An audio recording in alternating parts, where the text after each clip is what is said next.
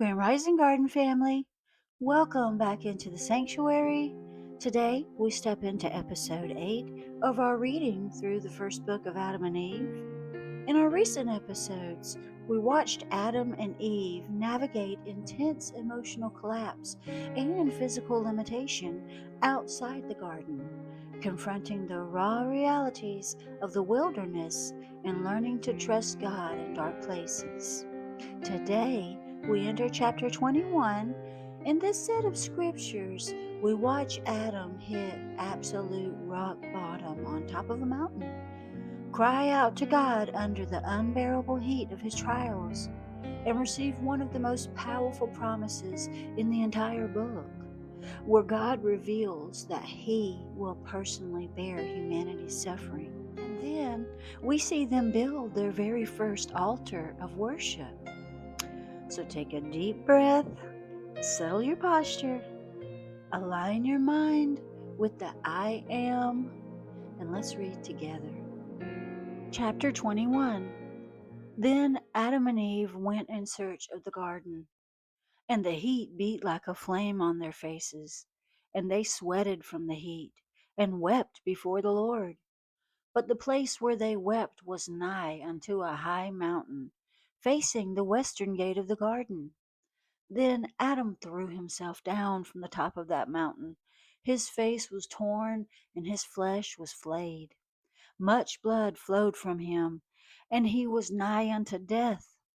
Meanwhile Eve remained standing on the mountain, weeping over him, thus lying.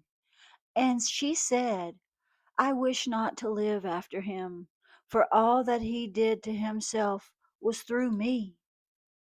Then she threw herself after him, and was torn and scotched by stones, and remained lying as dead.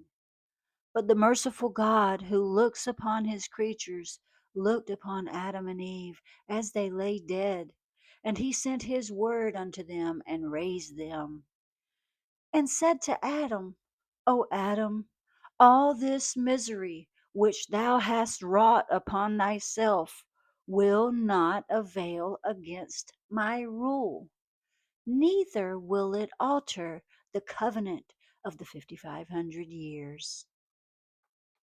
Let's take a little pause right here and look at the structural breakdown of what's happening. Just look at the weight of the emotional overwhelm we have here, right? See, Adam was looking at the western gate of the garden, and he was staring directly at what he used to have. And the heat of his present reality, kind of like it broke him, right? It broke him to the point of throwing himself down in grief. Have you ever felt that way? Have you ever felt so overwhelmed by the heat of a trial or the memory of what you lost that you felt like you couldn't carry the weight of another second, even? You know?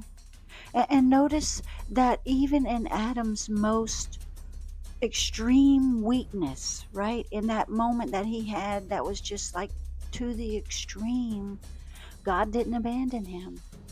God met him at his lowest point and healed his body, sustained his life, right? So your lowest breakdown is never beyond the reach of God's restoring grace. Now, let's go ahead and dive on into chapter 22 and see how our first residents react. Chapter 22. Then Adam said to God, I wither in the heat. I am faint from walking, and am loth of this world, and I know not when thou wilt bring me out of it to rest. Then the Lord God said unto Adam, O Adam, it cannot be at present, not until thou hast ended thy days. Then shall I bring thee out of this wretched land. And Adam said to God, While I was in the garden, I knew neither heat nor languor, neither moving about nor trembling, nor fear. But now, since I came to this land, all this affliction has come upon me. Then God said to Adam, So long as thou wast keeping my commandment, my light and my grace rested on thee. But when thou did transgress my commandment, sorrow and misery befell thee in this land. And Adam wept and said, O Lord, do not cut me off for this, neither smite me with heavy plagues, nor yet repay me according to my sin.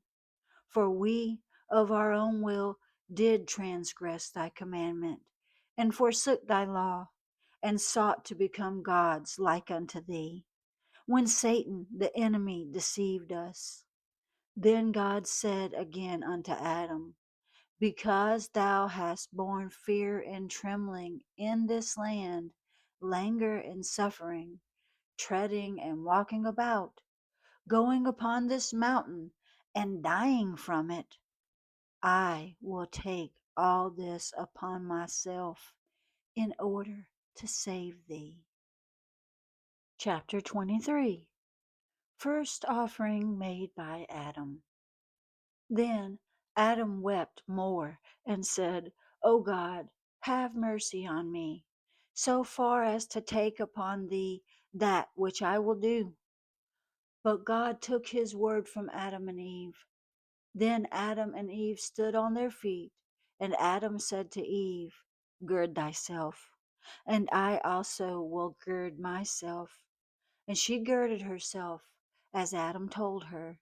Then Adam and Eve took stones and placed them in the shape of an altar, and they took leaves from the trees outside the garden, with which they wiped from the face of the rock the blood they had spilled. But that which had dropped on the sand they took together with the dust wherewith it was mingled, and offered it upon the altar as an offering unto God. Then Adam and Eve stood under the altar and wept, thus entreating God, Forgive us our trespass and our sin, and look upon us with thine eye of mercy. For when we were in the garden, our praises and our hymns went up before thee without ceasing.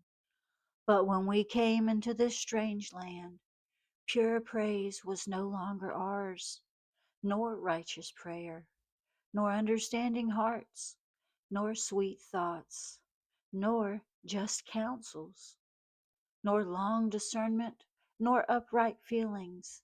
Neither is our bright nature left us, but our body is charred, excuse me, but our body is changed from the similitude in which it was at first when we were created.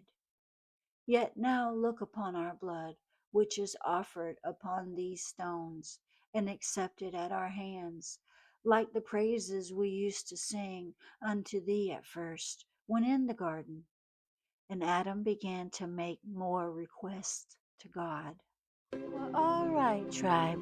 As we complete chapter 23 today, I want to give you 3 structural anchors to carry into your week. First, God sees your physical and mental exhaustion. When Adam cried, I wither in the heat, God didn't scold him for being weary. God acknowledged his pain. You can be honest with God about your fatigue.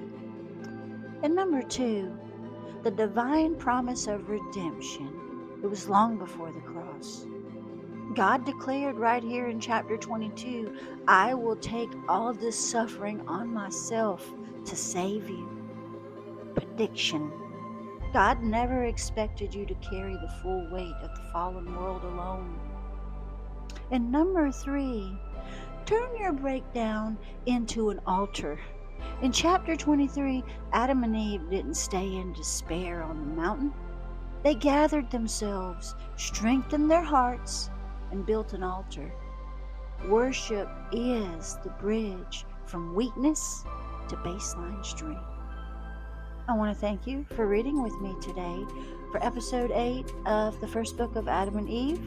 And if this study spoke to your spirit, make sure to like this video, subscribe to the channel, and leave your thoughts in the comments below. Let us know, how do you rebuild your altar of worship when you feel faint or overwhelmed by life's heat? Drop your thoughts and revelations in the comments. Let us know. And I do love reading your testimonies and all of your comments, even the little emojis. All of your encouragement and support really boosts me on. It keeps me going, and we're just sharing love with the world. So I want to thank you for all of your support. And if you're ready to anchor your daily baseline study deeper, tap the link in our channel bio. Explore our link tree. You can pick up physical copies of Echoes of Eden and Reclaimed Mine on Amazon.